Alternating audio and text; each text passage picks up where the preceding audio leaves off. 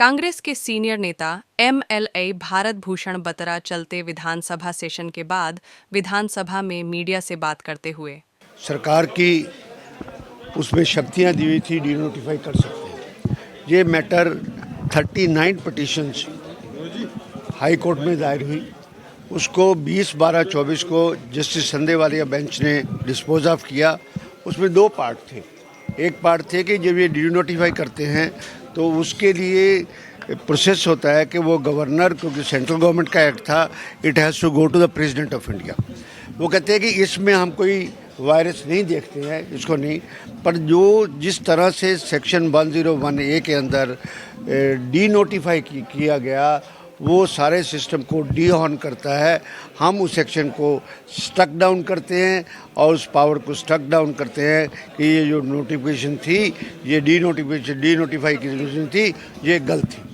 और सदन के अंदर मंत्री जी ने इस बात के लिए बिल्कुल कहा कि ऐसी कोई जजमेंट हमारे संज्ञान में नहीं है जिसमें additional solicitor general of India Satpal Jain पेश हो रहे हैं, एजी पेश हो रहे हैं और वकील पेश हो रहे हैं, सीनियर वकील पेश हो रहे हैं। और स्टेटमेंट के 6 महीने हो गए, हमें पता ही नहीं, किसी बात का पता नहीं है। सदन के अंदर सरकार को झूठ बोलना नहीं चाहिए। और सेकेंडली फिर उसको कवर करने के लिए मुख्यमंत्री ने सोचा कि अब ये मामला गड़बड़ हो रहा है, हम सुप्रीम कोर्ट में जा रहे हैं। It means it was in the knowledge of government कि judgement has passed against them. ऐसे कैसी सरकार चल रही है कि जिसको सारी दादोपुर नलवी की एक्विजिशन को डी नोटिफाई किया, 101 के अंदर स्टक डाउन हो गई और सरकार के हमें पता नहीं है। ये सदन को मिसगाइड किया है, मिसलीड किया है। मैं दोनों बातें इकट्ठी कर लूँ फिर आप क्वेश्चन। सेकेंडली ये है कि मैंने क्वेश्चन पुट किया था जो सीरियल नंबर 4 पे था। हमारे रोहतक के अंदर एक पीर बोदी नाम की जगह है।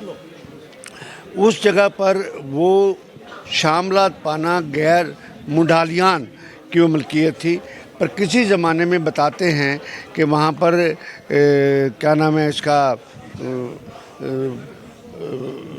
भुखमरी आई थी तो अंग्रेज़ों की सरकार के अंदर श्रमदान कराया था अनाज के बदले। तो वो पंचायत की ज़मीन थी, शामलात की ज़मीन थी, वहाँ पर 31 एकड़ के अंदर जोड़ खोदा गया था और उनको अनाज पैसे के गुजारे के लिए अनाज दिया गया था। उसके लिए वो तब से चलता रहा और वहाँ पर सारे रोहतक का पानी आता था, 12 के फ्लड की से बचे रहते थे। 2000 वहाँ पर एक पीर की मज़ार भी थी और साथ में उसके रहने का जगह भी बनी हुई थी। तो पीर बोदी हो सकता है कि उन पीर का नाम हो, ये कुछ हो। तो 1990 के नोटिफिकेशन 91 के अंदर ये ज़मीन जो है वक्फ बोर्ड के नाम ट्रांसफ़र कर दी गई। ठीक है, वक्फ बोर्ड में ट्रांसफ़र की कोई दिन, वक्फ बोर्ड लोगों को लीज दे सकता है, पर वक्फ बोर्ड जोड़ को लैंड कन्वर्टेशन में बिना गवर्नमेंट की परमिशन के जोड़ को भर करके और उसकी नेचर को ख़त्म नहीं कर सकता। इसके लिए town and country planning department भी जिम्मेवार है और जिम्मेवार है। हुआ ये है इस टाइम कि पता नहीं कौन वहाँ पर, किसी के नाम लीज़ नहीं है उस एरिए की, पर वहाँ पर लीज़ के बिना वहाँ कोई भरत हो रही है और 12 एकड़ की बजाय वो 4 एकड़ में रह गया है। मंत्री जी अपने सदन के अंदर बयान देते हैं, मैंने उनको फ़ोटो दिखाई, ये 2021 की फ़ोटो है जो गूगल से मैंने उठाई। आप भी गूगल देखेंगे, पीर बोदी के नाम से जाएंगे, रोहतक में लेक के नाम से जाएंगे, आपको मिलेगी वो। और 8 मार्च की फ़ोटो भी दिखाई कि आपको ये इसकी से ये सारी भरत नज़र आ रही है, ये कुछ है। तो वो कहने लगे ये वक्फ बोर्ड की ज़मीन है और वहाँ पर कोई जोड़, हमारे रिकॉर्ड में ना तो कोई जोड़ था और ना ही कोई जोड़ है।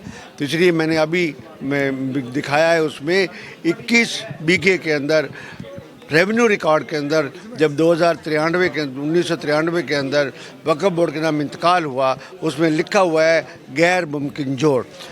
जो मंत्री पार्लियामेंट्री मिनिस्टर महिपाल हांडा जी ने सदन को मिसलीड किया है, मिसगाइड किया है, सदन में झूठ बोला है। इन दोनों इशू पे हम पार्टी की मीटिंग करके दोनों के खिलाफ, दोनों इश्यूज़ पे प्रिविलेज मोशन लाने की प्रोग्राम बना रहे हैं और लाएंगे ज़रूरी नहीं कल लाए, 1-2 दिन में सदन आगे चलेगा, हम प्रिविलेज मोशन ज़रूर लेंगे। सर, ये 12 तारीख को रिजल्ट भी आ रहा है, कॉन्फिडेंस क्या है कांग्रेस पार्टी का सर? ऐसे है कि सबसे पहले तो जो कम पोलिंग हुई है वो सरकार के प्रति उदासीनता दिखाता है। होता है कि लोकल बॉडीज़ के चुनाव में सरकारी तंत्र का दुरुपयोग भी होता है और लोग कहते हैं सरकार है कुछ है, फिर भी सब जगह मुकाबले में रहेंगे। ऐसी बात नहीं है कि हम पार्लियामेंट असेंबली इलेक्शन से इनकी सरकार बड़ी निराश जरूर है, पर हम हताश नहीं हैं किसी हालत में, और इस बात के लिए कि सब जगह मुकाबला किया है, रिजल्ट अच्छे आएंगे, हमारी एक्सपेक्टेशन के मुताबिक आएंगे। सर ये बताइए, लीडर ऑफ अपोजिशन है, सीएलपी लीडर का पद क्या चल क्या रहा है? रिजल्ट के बाद क्या डिक्लेयर होगा? कल हमारे प्रभारी श्री BK प्रसाद जी आ रहे हैं और लगता है कि जल्दी 2-4 दिन में फैसला हो जाएगा।